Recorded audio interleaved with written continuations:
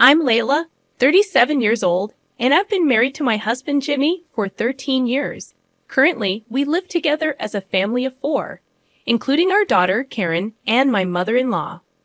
A few years ago, after my father-in-law passed away, we began living with my mother-in-law in her home. Unfortunately, this arrangement was far from peaceful. Shortly after we moved in, she started to pester me about dinner. Is dinner ready? How long are you planning to make everyone wait?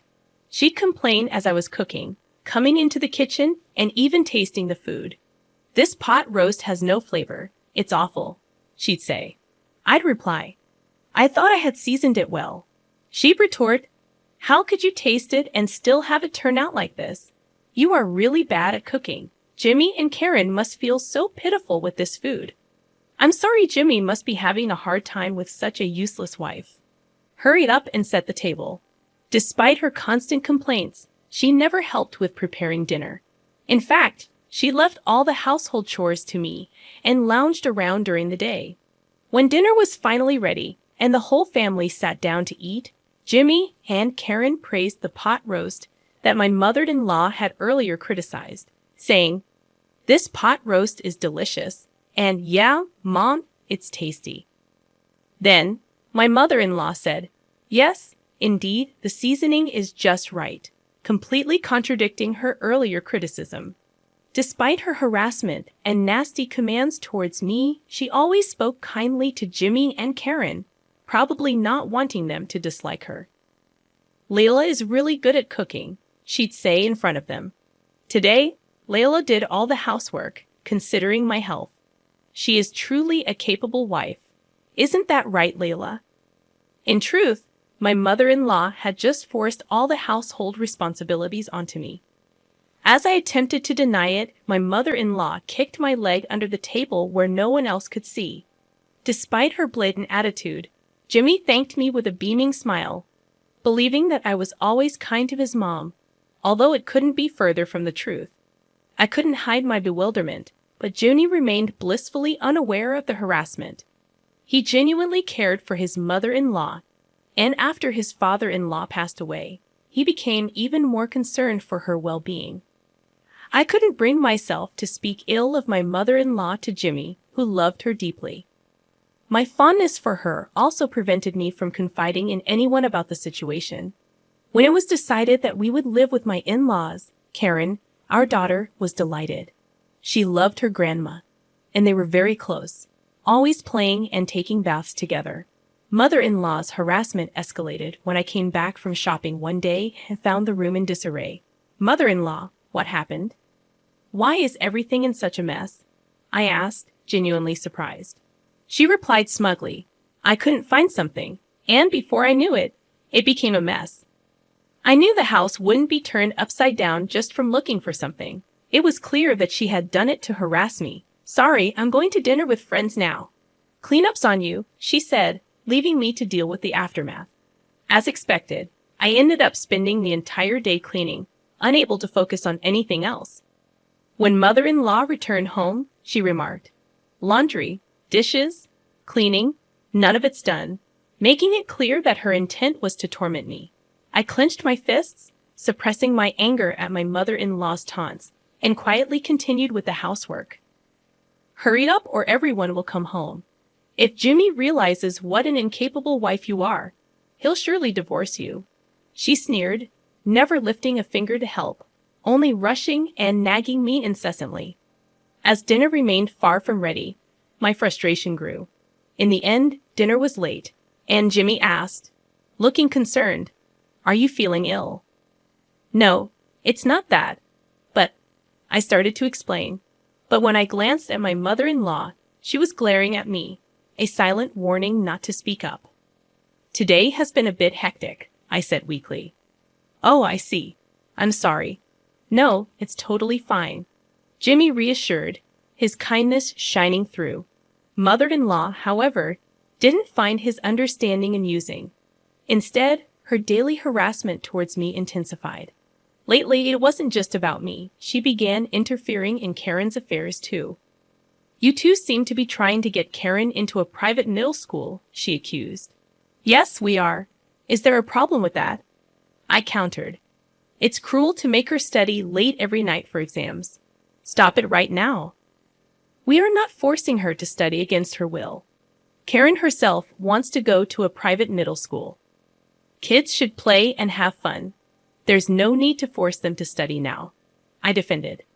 But working hard now will open up more options for her future, and Karen wants this.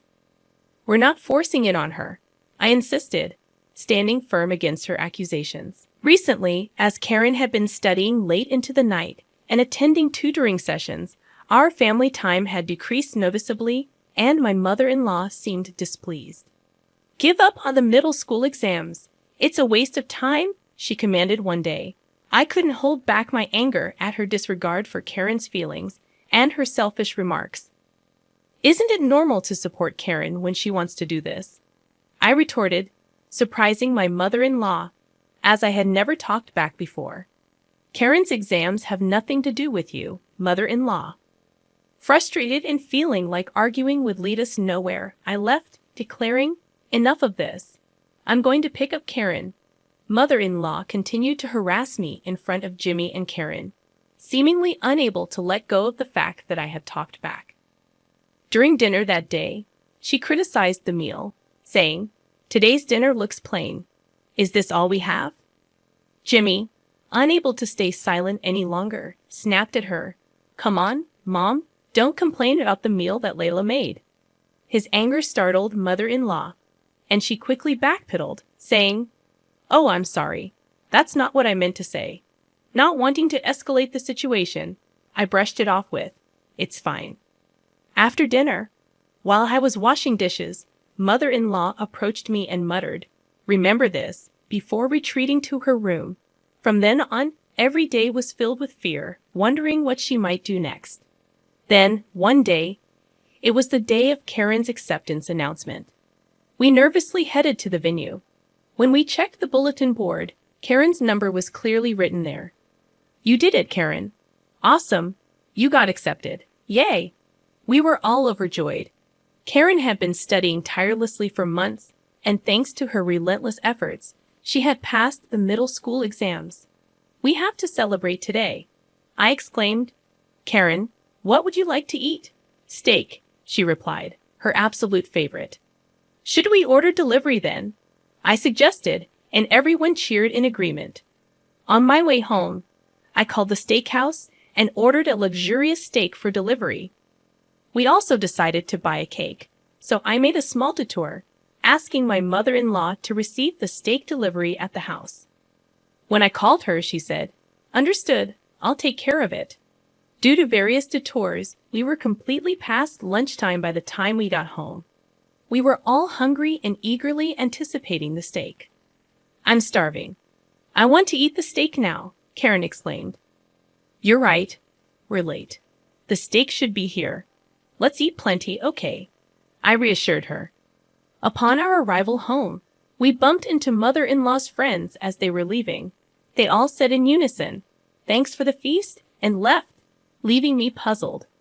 I had a bad feeling and rushed inside the house. The dining table, where the steak was supposed to be, was in disarray.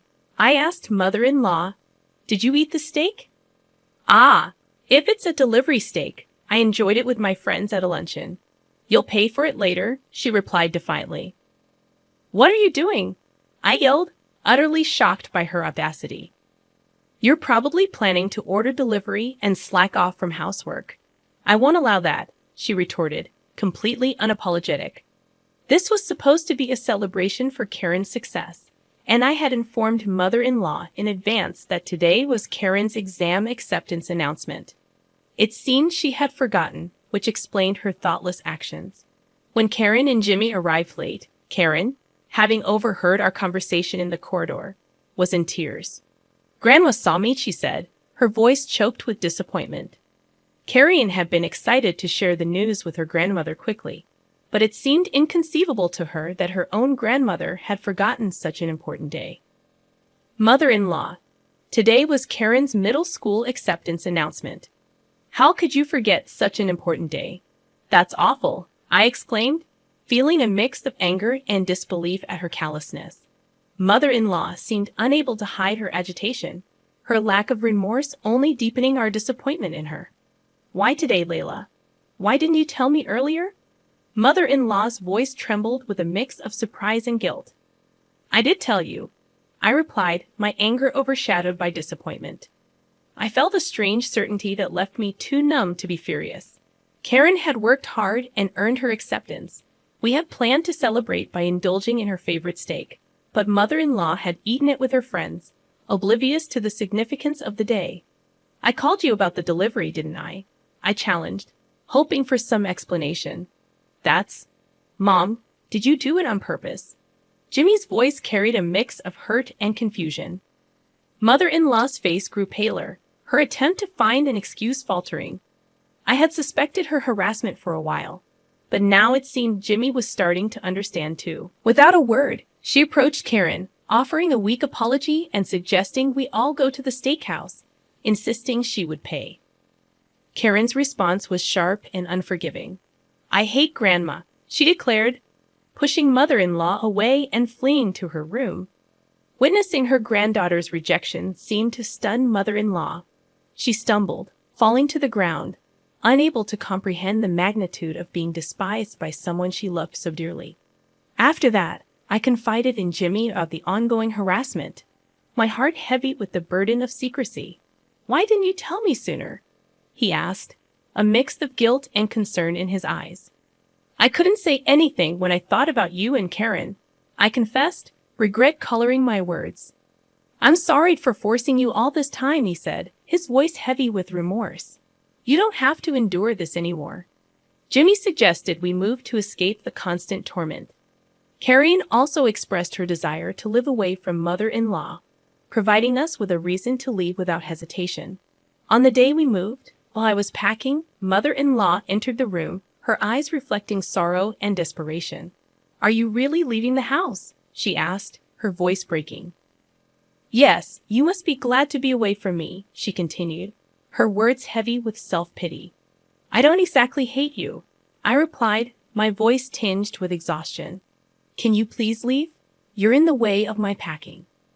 But instead of leaving, mother-in-law began to plead desperately. Please don't leave. I'll apologize for everything. Please, I can't bear to be apart from Carrie. No matter how much I explained, she wouldn't let go, clinging to me and crying, her desperation hanging heavy in the air. So, I made a proposal. Actually, we are moving to my parents' house. If you really can't bear to be apart from Carrie, will you come with us? My father, usually stern with a scary face, knew that mother-in-law was aware of this. I said it somewhat maliciously, thinking she would never agree. Surprisingly, she did. I understand. That's fine with me, she said, leaving me stunned. It seems she wanted to be with Carrie that badly.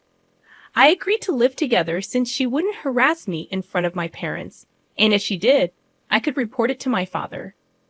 Jimmy added, sorry, if something happens with my mom coming along, feel free to kick her out. So we all moved to my parents' house, and the cohabitation began. My father seemed dissatisfied, then mother-in-law came with us. Of course, he knew how she had harassed me and ruined Carrie's celebration. He didn't blame her directly, but his silent pressure kept mother-in-law shrinking. She spoke less and seemed downcast. When my mother and I asked for help with housework, she readily complied and worked hard. I couldn't help but laugh at her changed appearance. Life went on without any incidents for a while. But finally, mother-in-law reached her limit and yelled, I'm sick of this house. Your father is intimidating, and Carrie can't get through to him. I think Jimmy's attitude towards mother-in-law had become colder because he couldn't endure various things anymore. Karen, let's go home together, mother-in-law said, trying to forcibly pull Carrie and leave the house. Mother-in-law, stop it. Can't you see Carrie doesn't want to go? It's better to be with me than in this house, I intervened. Just then, my father arrived. What are you doing? Knock it off, he thundered. Frightened by my father's forcefulness, mother-in-law froze in fear. I allowed you to live with us because you said you didn't want to be apart from your granddaughter. But if you try to take Carrie against her will, I'll call the police for kidnapping. I didn't mean it that way, my father warned her sternly. Hearing my father's shout, Jimmy also rushed over. Mom, what are you doing? Just leave us. We can't be bothered by you anymore. I'm cutting ties completely. No, no way. Mother-in-law protested. But Karen shook off her hand and screamed, Get out. Even mother-in-law seemed shocked by this, dropping her shoulders and leaving the house in tears. Now she's back at her house, living a lonely life. Afterward, mother-in-law became reclusive, and it seems that even neighbors and friends started keeping their distance. On the other hand, our family is living peacefully every day. Karen is studying hard at a private school, and Jimmy has become very friendly with my parents, especially my father, with whom he drinks every day. I wish I had talked to Jimmy earlier and moved to my parents' house.